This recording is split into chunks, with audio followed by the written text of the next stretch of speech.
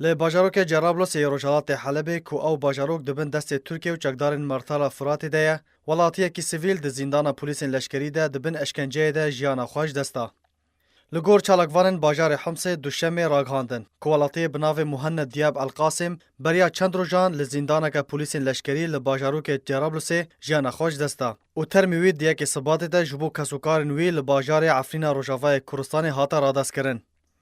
همان جدران راگهاندن کو محمد دیاب القاسم خلک گند طلافی پارزگاه حمصه و جالی رژیم اسد و دهات خواستن و کاریب و خواه جناف لپن رژیم رزگار بکه.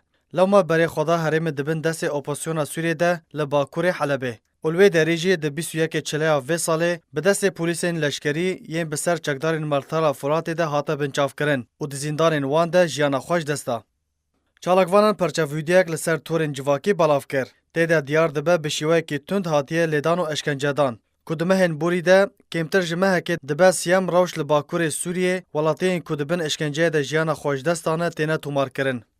جالی خوفه رویبریا پولیسین لشکری کمیته یک افسران دامزران دا کو مجارا مهند قاسم بشوپینه و سوزا سزادان کوجران و هر کسی که تاوان لسر هاتیه سپاندن و شاندن وان جبو دادگاه دا.